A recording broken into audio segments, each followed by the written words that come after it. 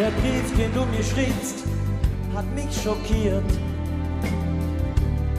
weil du darin von Trennung sprichst. Ich hab ihn dir mit Rotstift korrigiert, damit du weißt, so trennt man nicht. Ich zitiere, zweite Zeile: Weil du ein Arsch bist, werd ich gehen. Das kann ich so nicht akzeptieren, denn dazwischen muss was stehen. Da kommt ein Komma wegen der Kausalkonjunktion. Da kommt ein Komma, dann versteh ich das schon. Da kommt ein Komma, so viel Sorgfalt muss sein. Da kommt ein Komma, sonst versteht das kein Schwein. Und weiter unten hier im Absatz 2, wo es um mich als Schlappschwanz geht, schreibst du: Fick dich ins Knie, es ist vorbei. Das hat mir den Magen umgedreht.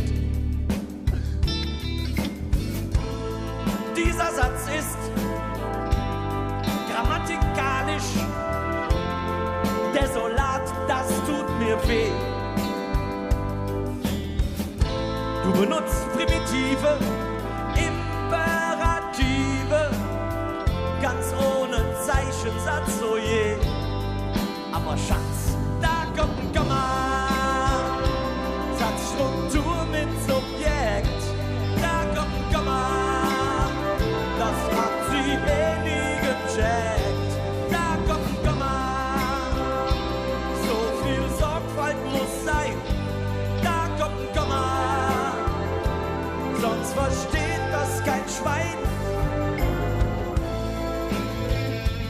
Hier, auf der zweiten Seite, geht ja noch viel schlimmer weiter. Sie schreibt: Mein neuer Freund macht mit mir Sachen, die man in rumänischen Kellern nicht auf CD brennen würde. Ha! Sachen, Komma, die man in rumänischen Kellern nicht auf CD brennen würde. Ist denn das so schwierig? Dieser Brief ist ungenügend, von Grammatik keine Spur.